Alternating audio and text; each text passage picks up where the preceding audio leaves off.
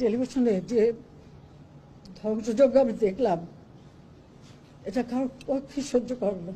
তোমরা রাজাকার, তোমার বাবা রাজাকার, এটা তো তোমরাই করেছো। চেয়েছিলাম অধিকার হয়ে গেছি রাজাকার। আরে রাজাকার তো আমি তোমাদের করি নাই, তোমরা নিজেরা স্লোগান দিয়ে তোমাদেরকে রাজাকার, তোমরা স্লোগান দিয়েই তোমাদের পরিচয় দিয়েছো। আমি তো তাদের রাজাকার বলিনি, তারা নিজেরাই স্লোগান দিয়ে নিজেদেরকে রাজাকার হিসেবে পরিচিত করলো সকলের কাছে। তুমি কে, আমি কে, রাজাকার রাজাকার, তোমার বাবা আমার বাবা রাজাকার রাজাকার।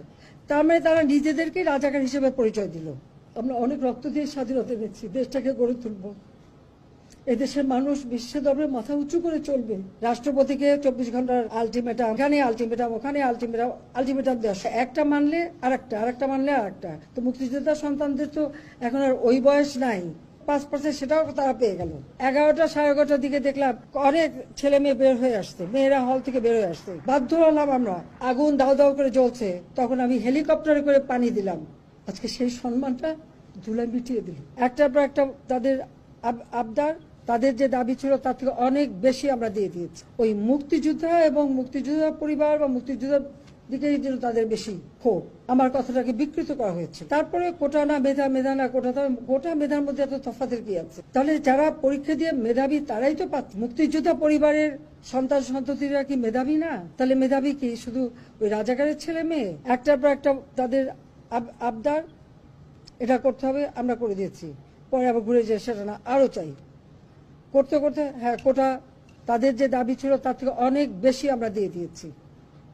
কিন্তু একটা জিনিস আমি লক্ষ্য করলাম, ওই মুক্তিযোদ্ধা এবং মুক্তিযোদ্ধা পরিবার বা মুক্তিযোদ্ধার দিকে তাদের বেশি মানে একটা ক্ষোভ।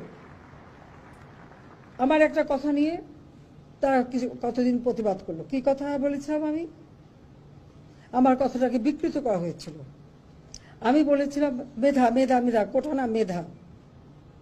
তো কোটা আমাদের নারীর কোটা, প্রতিবন্ধীদের কোটা, নৃগোষ্ঠীর কোটা, প্রত্যেক জেলার কোটা, মুক্তিযোদ্ধা পরিবারের কোটা, সেগুলো তো আমি বাতিলও করে দিয়েছিলাম। তারপরে কোটা না মেধা, মেধা না কোটা, কোটা মেধার মধ্যে এত তফাতের কি আছে? এখানে মেধাই তো হয়। প্রথমে প্রিলিমিনারিতে তাদেরকে পরীক্ষা দেওয়া হয়, এরপর লিখিত পরীক্ষা হয়। লিখিত পরীক্ষা পাশ করলে তখন তাদের ভাইবা নেওয়া হয়। ভাইবা নেওয়ার পরে তারপর যখন পদায়ন করা হয় তখন যারা মেধাবী তারাই পায়।